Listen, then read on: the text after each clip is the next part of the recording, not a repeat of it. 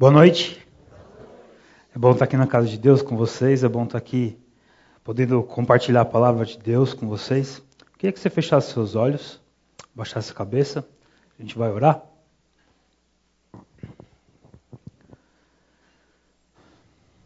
Só o Senhor é santo, santo, santo, Senhor. Deus, a gente está aqui na sua presença agora, pedindo misericórdia para o Senhor. Misericórdia e graça para podermos nos apresentar na sua presença e entregar o nosso coração, Deus. Pai, por favor, quebra todo orgulho, toda arrogância, todo pensamento de que nós sabemos o que é certo, de que nós temos o poder de controlar alguma coisa, que a gente reconheça a sua grandeza, o seu poder, porque o Senhor é o único, é exclusivo, não há nada que possa ser comparado com a tua grandeza, com a tua majestade, meu Pai. Deus, apesar de mim, usa a tua palavra e fala aos nossos corações hoje, como o Senhor tem falado ao meu. Que hoje haja transformação em nosso meio. No nome do Senhor Jesus, eu oro e agradeço. Amém.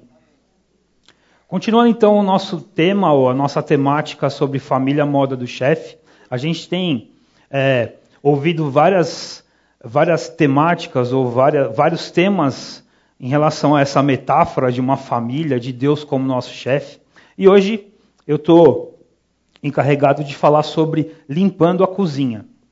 E apesar de ser homem, eu posso me gabar, porque eu sou um bom faxineiro de cozinha. Minha esposa está grávida, vocês sabem.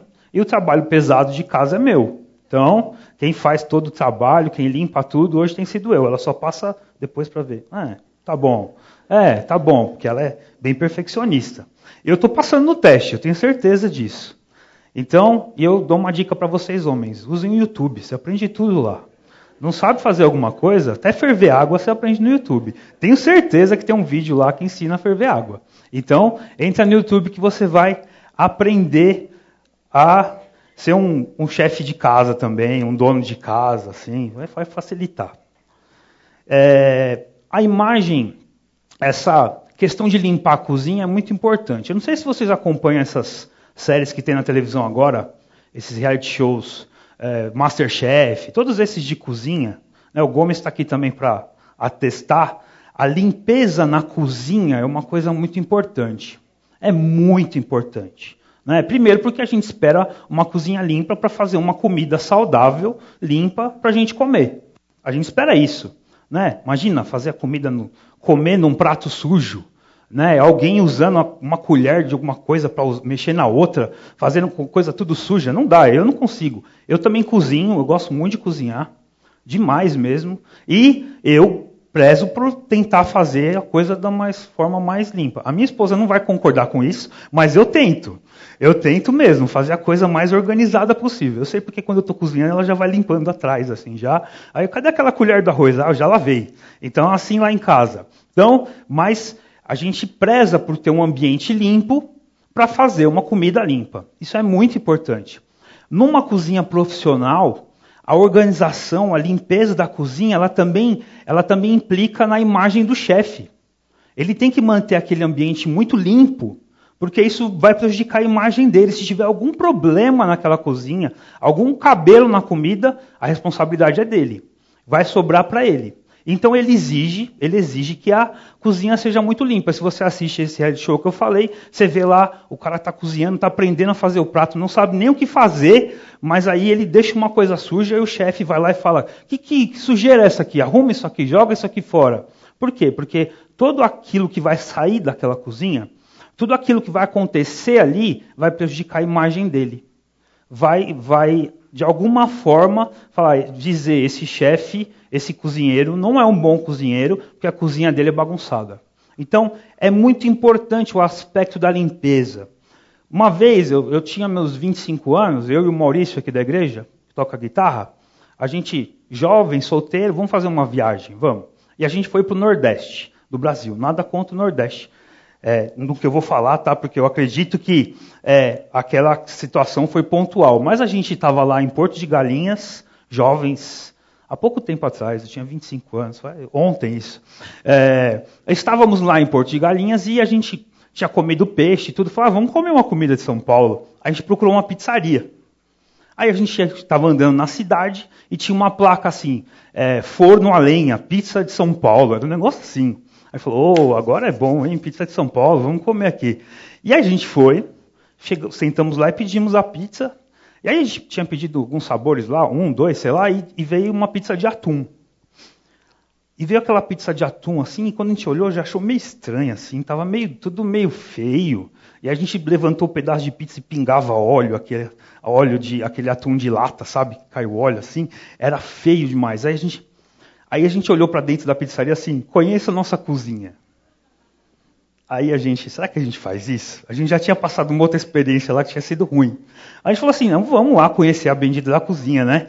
Vamos fazer isso, né? Vamos ver se pelo menos a limpeza é boa. Talvez o sabor não é de São Paulo, mas vamos ver se a limpeza é. E a gente entrou na cozinha. Era feio. As massas estavam empilhadas no chão. E era muito ruim. E a gente já tinha comido a pizza, ou pelo menos uma parte dela. E era muito ruim. Olha, eu já fui office boy, eu já comi coisa muito lá no centro de São Paulo, assim, que é difícil. Mas aquele dia foi complicado. Passamos por um mal lá. Tudo bem que por ser office boy eu tenho um estômago resistente. Mas, por ter sido office boy, mas foi difícil. Percebe como é importante isso? Muito importante. E às vezes, talvez a gente não perceba tudo, porque a gente está de fora, a gente não vê lá dentro da cozinha. Mas é muito importante aquilo lá. É muito importante a gente saber que aquele ambiente está limpo. E por esses dois aspectos que eu falei, né, a qualidade do que sai dali, do aspecto e da imagem do chefe, é que a gente vai percorrer e vai fazer essa análise ou essa metáfora da nossa família como uma cozinha que deve ser limpa, para mostrar a imagem do chefe, que é o nosso Deus, para fazer jus à imagem do chefe que nós temos, o nosso Deus, e também para que tudo que saia dessa cozinha, que é a nossa família, saia de uma boa qualidade, algo que engrandeça a Deus e edifique as outras pessoas. É sobre isso que a gente vai falar hoje. Então, o primeiro aspecto do que eu quero falar. Está desligado? Isso. Primeiro aspecto é o porquê a gente deve manter a cozinha limpa. Qual a importância disso? Por que a gente deve manter a nossa cozinha, a nossa família limpa? E a primeira coisa aí, ou a primeira questão é por conta do caráter do chefe. A gente tem um chefe que a gente tem que preservar e levar a imagem dele para o mundo. A família existe para mostrar a glória de Deus. A família é um exemplo, Deus usa a família para ilustrar Ele mesmo, a relação dele com a Trindade. Isso é muito importante. O amor que existe dentro de uma família exemplifica o amor de Deus. Então, a primeira coisa que a gente deve pensar sobre por que nós devemos manter a nossa família limpa é por conta do caráter de Deus. Pode tirar o retorno aqui, porque está microfonando aqui na frente. Porque Deus é santo. Deus é santo. A Bíblia diz, lá em Isaías, capítulo 6, versículo de 1 a 3. Vamos abrir lá. Isaías capítulo 6. Versículos de 1 a 3. Na verdade, eu quero ler.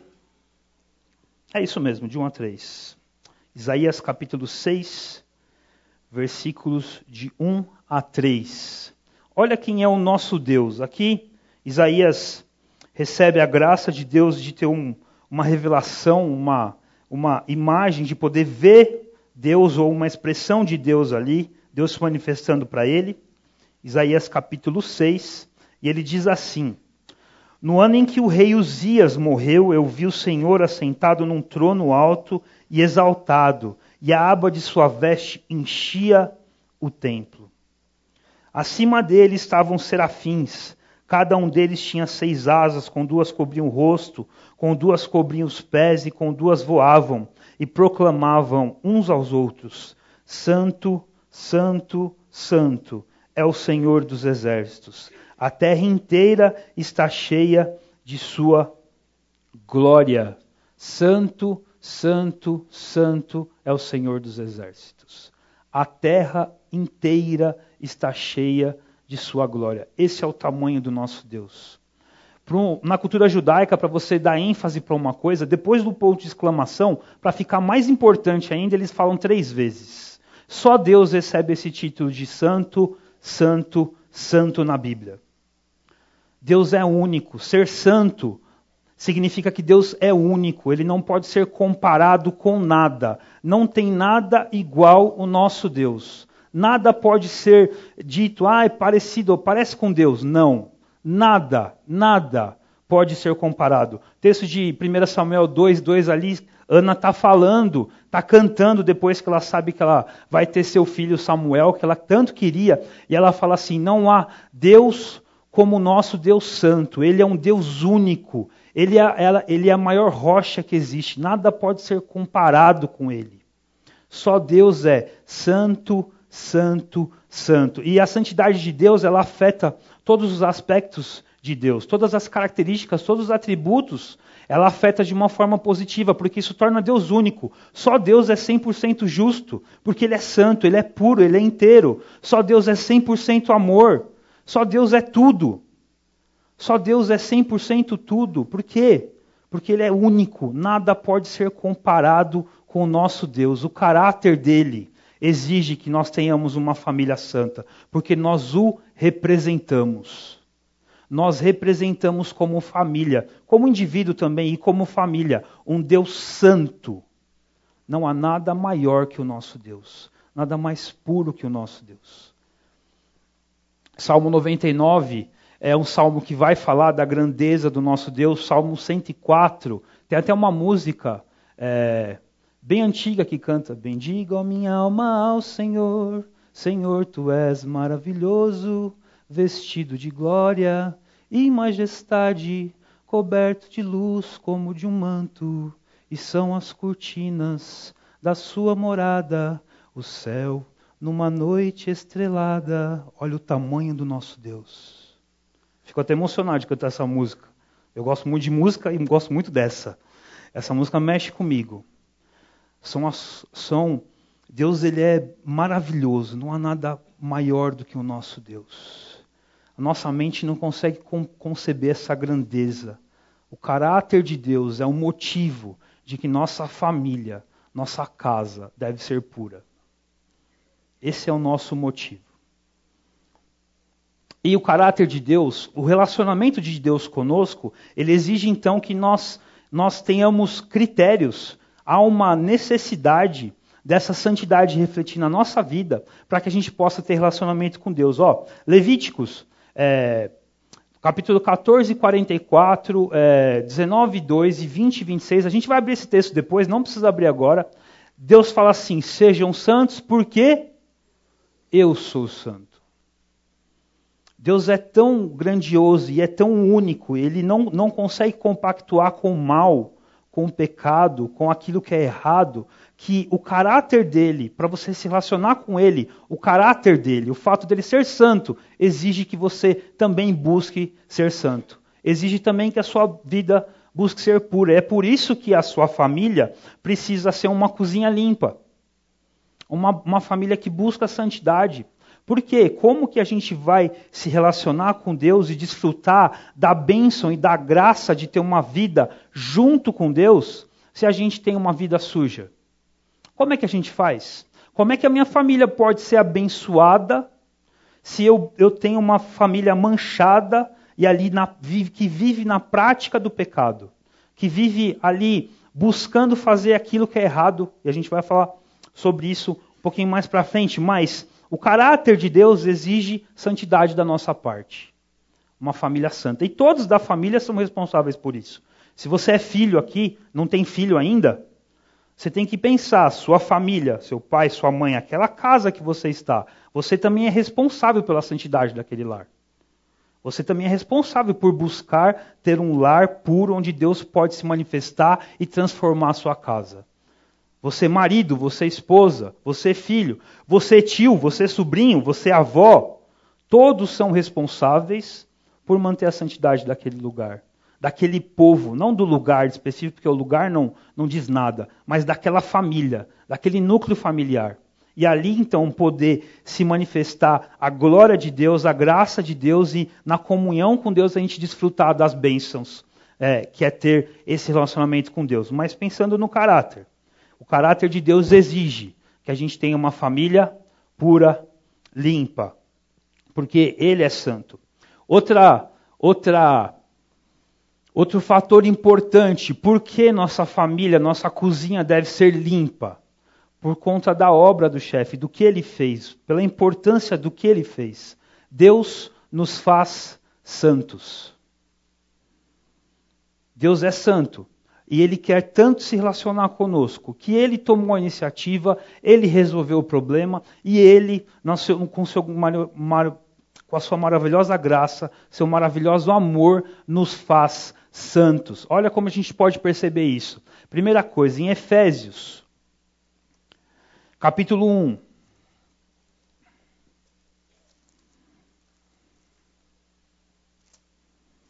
Versículos de 4 a 5.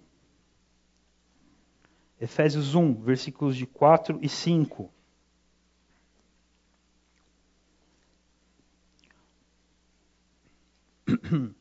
Olha o que Deus fez por nós.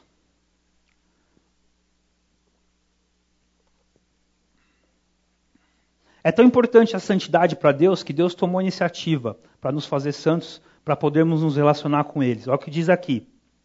Porque Deus nos escolheu nele, antes da criação do mundo, para sermos santos e irrepreensíveis em sua presença. Em amor nos predestinou para sermos adotados como filhos, por meio de Jesus Cristo, conforme o bom propósito da sua vontade. Deus tomou a iniciativa e nos fez santos, nos escolheu antes da fundação do mundo, antes da criação. Já parou para pensar nisso? Eu ouvi uma frase, ficou marcada, eu sempre repito essa frase com jovens ou quando eu estou dando aula. Deus, antes de dizer ou antes de escolher dizer, haja luz, Ele já proporcionou, Ele já pensou, Ele já decidiu a forma como Ele ia escolher se relacionar conosco. Então, antes de dizer haja luz, Deus disse haja cruz. E lá na cruz de Cristo, Ele já nos escolheu para sermos santos, para sermos puros. Aliás, é através da cruz a oportunidade que nós temos de ser santos. É através da cruz a forma como Deus nos redime dos nossos pecados, porque nossa capacidade não existe para isso. Nós somos incapazes de manter uma vida pura que agrada a Deus em todos os aspectos, não como Deus é. Nós somos incapazes. Mas Deus começou a obra dele na cruz, em nós. E aí então, através da cruz, nós podemos ser chamados justos, justificados. Jesus pagou por todos os nossos pecados na cruz. Mesmo que eu tivesse a vida mais perfeita possível, eu ainda seria um pecador. Mais perfeita não, porque perfeito é perfeito, né? Não tem mais perfeito ou menos perfeito. Se eu conseguisse chegar perto da perfeição com a minha vida, eu ainda seria um pecador, carente da graça de Deus e impossível de me relacionar com Deus. E Deus na cruz proporciona essa posição, a situação de santos, nos justificando, quer dizer, nos tornando justos, pagando pelos nossos pecados e aí possibilitando que nós sejamos chamados de santos. Glórias ao nosso Deus por isso. Porque a obra não é minha, eu sou incapaz de fazer isso. Mas Deus nos faz santos. Essa é uma posição que nós temos. Deus também, através de um processo, trabalha na nossa vida. Olha aqui, em 2 Coríntios 3:18. Volta um pouquinho só. Estava em Efésios. 2 Coríntios 3.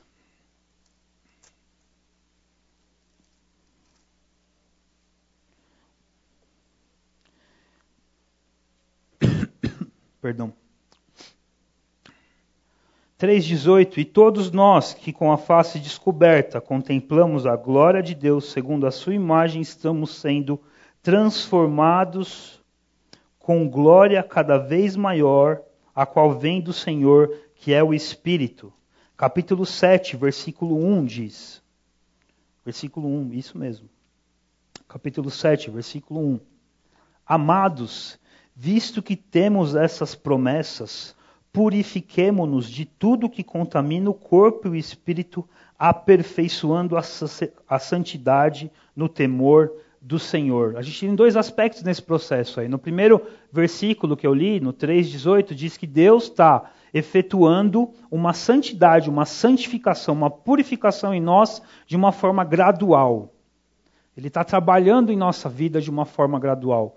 No segundo versículo, no 7,1, diz da nossa cooperação com isso, da nossa responsabilidade de buscar essa santificação. Lembra? A posição foi Deus que fez, Deus nos fez santos. Mas a santificação, esse processo gradual de purificação, de transformação da nossa vida, de mortificação do velho homem que já morreu lá na cruz, mas que a gente deixa alguns aspectos daquilo ainda controlar a nossa vida, esse processo é uma obra que nós fazemos, nossa responsabilidade, mas que Deus coopera e Deus faz em nós através do Espírito, como a gente viu no versículo 18 do capítulo 3. Percebe então? A posição nós temos em Deus, através de Cristo. Mas o processo é um processo em que nós somos responsáveis. Deus está atuando para completar essa santificação.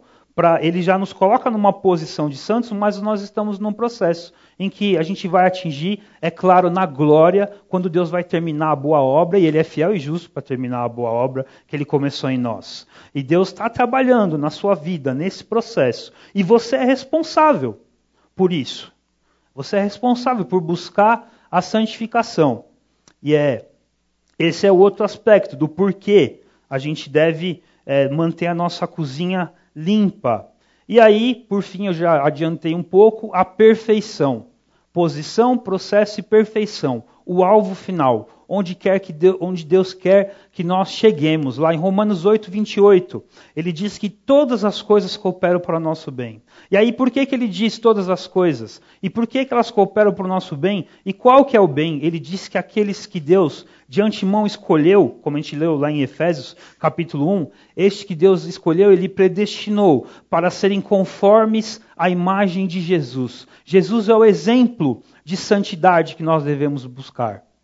E esse processo, que a gente não sabe exatamente a hora que Deus vai terminar, mas a gente tem certeza que é na glória.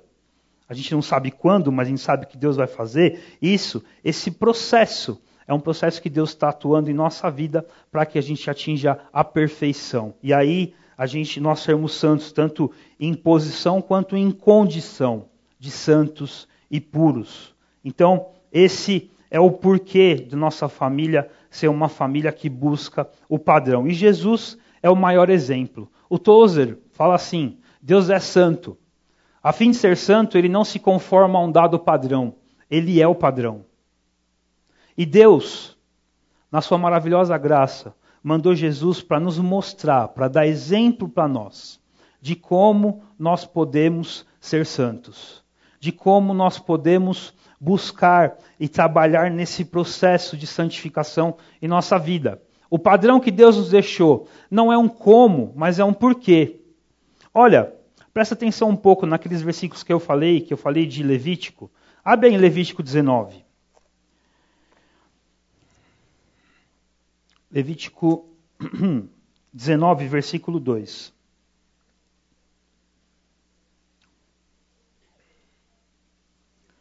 Levítico está lá no início da Bíblia.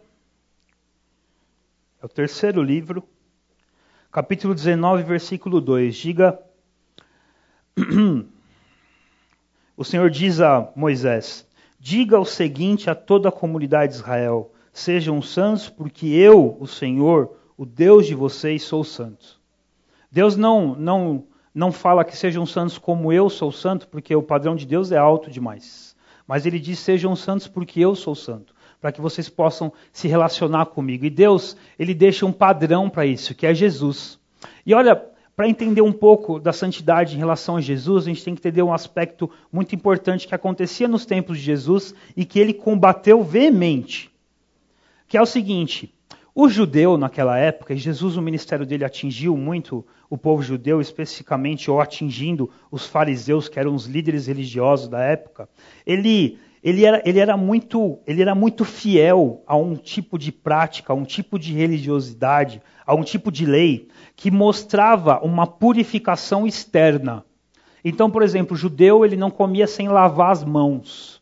E para ele era um pecado mortal você ir lá e comer uma comida, alguma coisa, e você não tinha lavado as mãos. Tanto que os fariseus, eles criticam Jesus falando assim, como que você e os seus discípulos comem sem lavar as mãos? O que vocês estão pensando?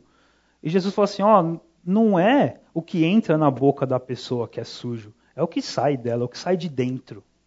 O judeu ele era muito forte para ele os aspectos externos, de como ele estava, no que ele encostava, no que ele não encostava, como ele estava vestido, o que ele não vestia, o que ele olhava e como ele não olhava.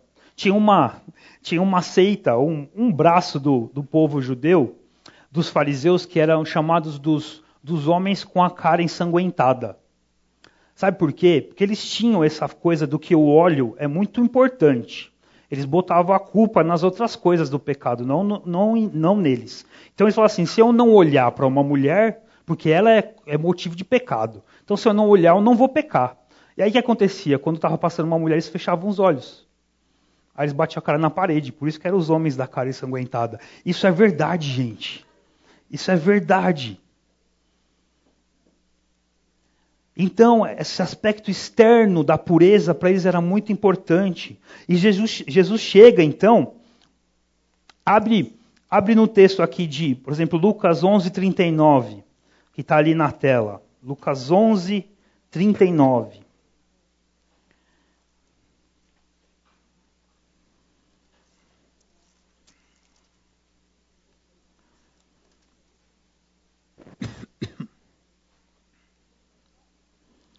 Lucas 11:39. Olha o que Jesus diz para eles. Esse texto é o texto que eu falei de lavar as mãos. Olha no 37. Tendo terminado de falar, um fariseu o convidou para comer com ele. Então Jesus foi e reclinou-se à mesa, mas o fariseu, notando que Jesus não se lavara cerimonialmente antes da refeição, ficou surpreso. Então o Senhor lhe disse, vocês, fariseus, limpando o exterior do copo e do prato, mas vocês, fariseus, limpam o exterior e o copo do prato, mas interiormente estão cheios de ganância e de maldade. A santidade ou a pureza para Jesus era um aspecto muito mais interno, que se expressava externamente, do que só uma vida exterior que parecia ser limpa. Jesus ele quebra o paradigma, ele quebra o padrão. Para o judeu, o que eu fazia, tudo isso em volta de mim é o que importa. O coração está muito longe. Lá no texto de Mateus, versículo 23 a 25, Jesus está falando ali no contexto, vocês dão dízimo disso, dão dízimo daquilo, da mínima coisa que vocês têm na mão, vocês dão dízimo lá, 1 grama é o dízimo disso, eu vou dar. Era muito importante isso para eles, porque era um aspecto de pureza, de cumprir a lei de Deus. Só que eles faziam isso e não faziam as coisas mais importantes. Amar o próximo, ter uma vida voltada para Deus. Então eles faziam uma coisa e deixavam de fazer as outras. O aspecto, o exemplo de Jesus, traz à tona uma vida que é interiormente santa, um coração santo, um coração puro, um coração transformado, que aí se expressa exteriormente. Porque o meu coração é puro, porque eu estou entregando minha vida para Deus, porque Deus é a coisa mais importante para mim, é que eu não vou olhar para essa mulher, ou eu não vou mentir, eu não vou assistir isso que eu não posso na TV. É por isso que eu vou fazer isso. Não é porque o pastor falou na igreja. Eu vou fazer isso porque Deus é santo. E Ele merece toda a honra e toda a glória com a minha vida. É por isso que eu não vou fazer isso de errado. É por isso que eu não vou deixar a pornografia entrar na minha vida. É por isso que eu não vou deixar essa prática do mal, essa prática do mundo entrar na minha vida. Porque Deus é santo e eu quero glorificar a Deus com a minha vida. Eu quero honrar Ele porque Ele fez uma obra maravilhosa na minha vida. Ele me resgatou, é por isso. Não é porque eu quero mostrar que eu sou crente, que eu sou certo. Eu não vou só colocar a Bíblia debaixo do braço, eu vou viver a palavra de Deus. Esse é o aspecto que Jesus queria trazer. É isso que era importante. E aí a gente pode ver então como é que a gente pratica isso. Alguns ensinamentos básicos, coisas que eu não vou falar exatamente o que você vai fazer e como fazer em cada área da sua vida. Ah, televisão você faz assim assado, tá? Internet você faz assim assado. Eu vou deixar que você tome as decisões na sua casa e tire isso da sua vida. Porque você sabe que Deus é santo e você precisa glorificar a Deus. Então aquilo que tem te controlado, aquilo que tem te feito pecar, você mesmo vai tirar da sua vida porque a responsabilidade é sua. Eu nem teria como falar de todos os aspectos de uma família santa aqui, em cada área. Não tem, a gente não tem tempo hábil, mas você pode fazer isso, com a palavra de Deus. E Deus te dá as ferramentas para isso. Em Gálatas 5, de 16 a 25, vamos abrir?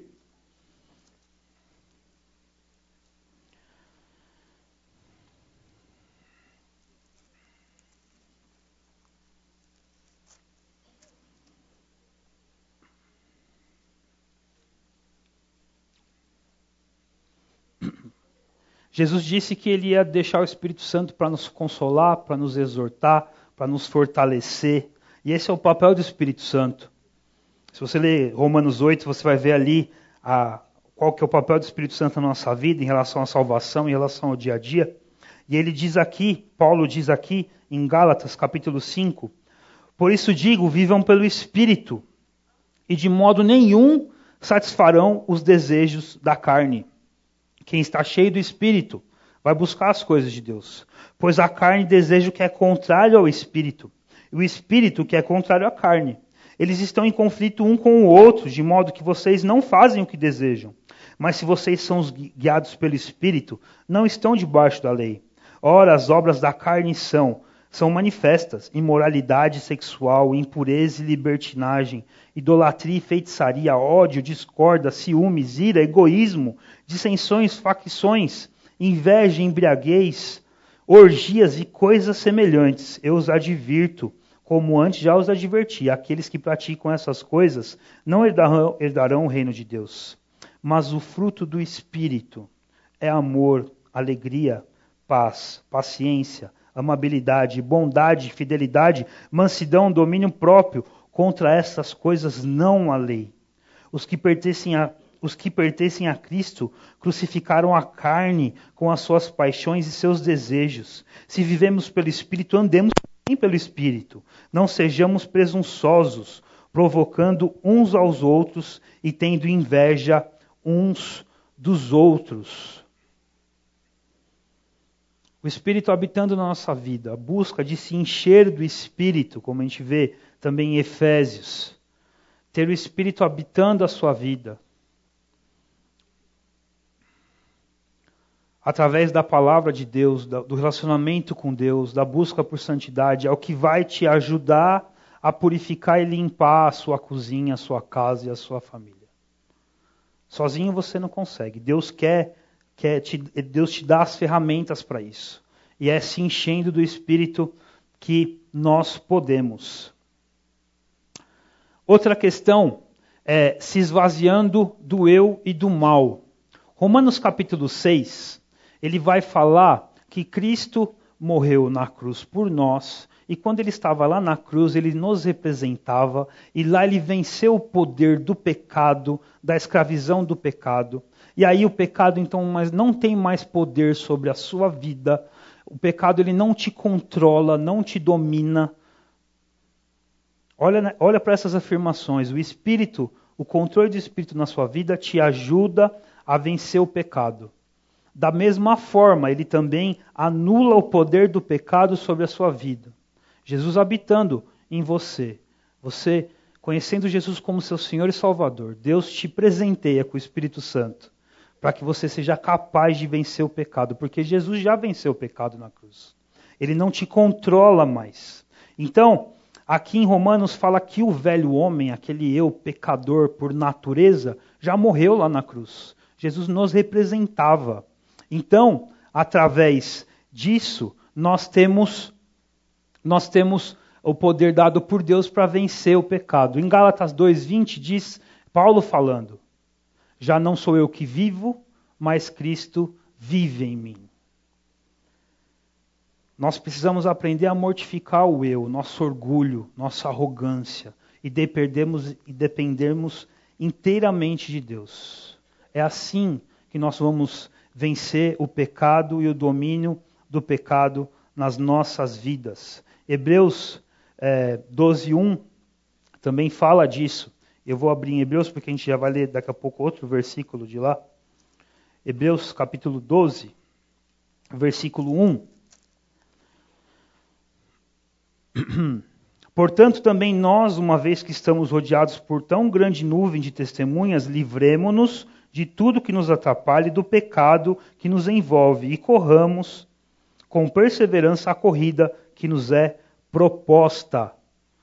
Vamos deixar o pecado de lado, as coisas que têm nos atrapalhado. Vamos deixar as coisas que estão prejudicando a nossa família, que estão tirando a possibilidade de uma relação real com Deus. Se livrem do pecado, daquilo que tem atrapalhado. E você sabe o que é que tem na sua vida e na vida da sua casa que tem te atrapalhado? Você sabe o que é. Eu e a Débora, agora nesse tempo de jejum, a gente decidiu fazer jejum de televisão. Desde que a gente começou lá, não lembro a data exata, a gente não tem assistido televisão. A gente tem escolhido o tempo para fazer um tempo de oração como casal. E aí a gente tem percebido, porque a gente assiste um pouquinho os finais de semana, só o tempo que dá para fazer. E a gente tem percebido o quanto isso tem sido bom para a gente. Sabe por quê? Eu vou dizer uma coisa. Essa semana um rapaz foi prego assaltando uma loja de tatuagem. Vocês viram isso na internet? E aí ele foi pego pelo dono da loja de tatuagem, o tatuador. Eu conheço ótimos tatuadores, pessoas até de Jesus, muito boas. Esse aí falhou. E o cara foi lá e pegou o rapaz e tatuou na testa dele: eu sou vacilão, sou ladrão, essas coisas. Tatuagem, gente, é um custo alto para tirar, aquilo vai ficar marcado. Inclusive, depois que ele tirar, vai ficar cicatriz ainda. Mas, eu tenho certeza, porque eu vou falar, no primeiro momento que eu vi aquilo, falei, é bem feito. Eu estava conversando com os jovens esses dias, e a gente tem essa força, né? A gente se alimenta tanto com violência na nossa cabeça, com tanta coisa assim, que quando acontece alguma coisa ruim, a gente fala, bem feito. A gente não fala isso? Quando você está assistindo um filme, você fica, mata ele mesmo, mata. Você não faz isso? Isso é um coração cheio de mal. Pode dar risada. Porque é verdade. A gente tem a tendência a fazer isso. E aí, quando a gente viu o rapaz lá, a gente falou assim, bem feito, é ladrão mesmo. Aí vai quase igual o outro que fala lá, ladrão, bandido bom é bandido morto. Quase a gente fala isso. Só que a gente está falando de gente de verdade, não é mais filme, tá? E Deus tem um plano para todo mundo.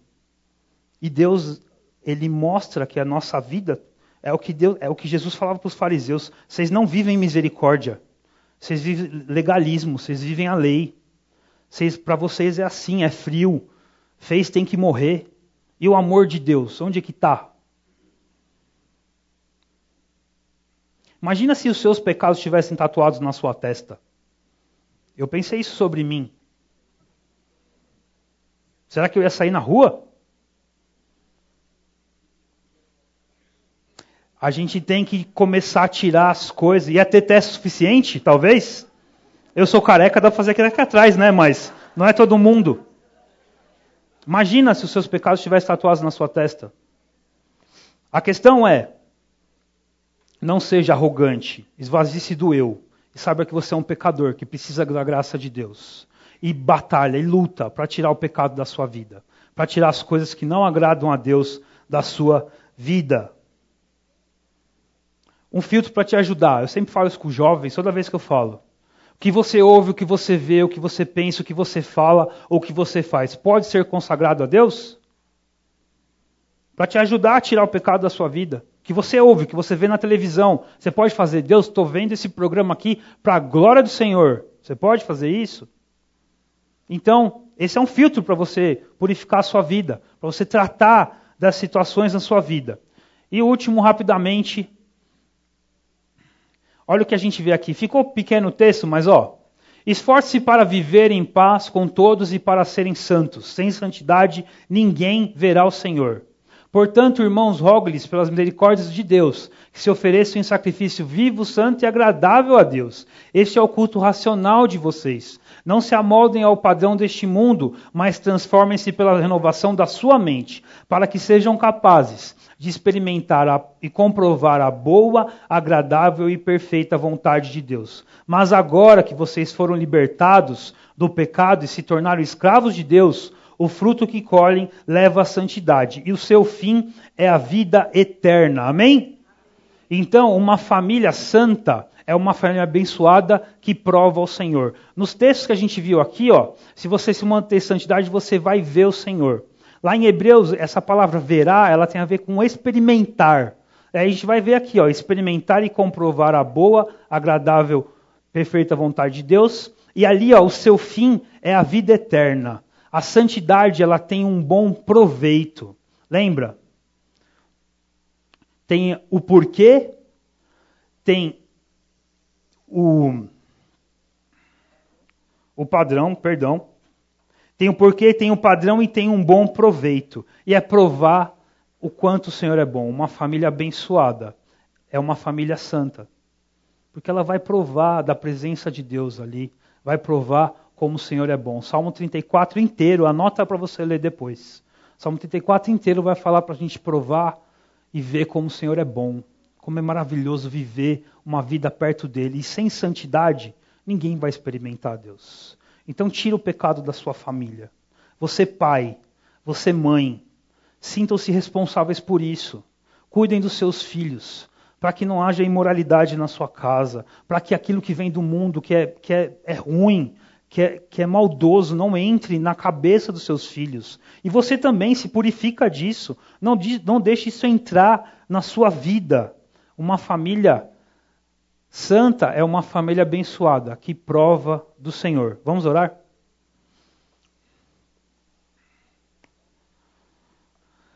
Obrigado, meu Deus, obrigado por esse tempo aqui que a gente vê na sua palavra. O tamanho do Senhor, a sua grandeza, o seu poder, o quanto o Senhor é santo, o quanto o Senhor é incomparável, o quanto o Senhor é maravilhoso. Obrigado, meu Deus, porque a gente pode confiar num Deus que não se altera, que é fiel, que é puro. E obrigado, Deus, porque o Senhor mesmo nos dá condições, o Senhor mesmo tomou a iniciativa para que a gente pudesse se relacionar com o Senhor, e o Senhor, através da cruz, nos proporcionou a possibilidade de sermos santos, de nos relacionarmos com o Senhor, e o Senhor tem feito uma obra em nossa vida constantemente.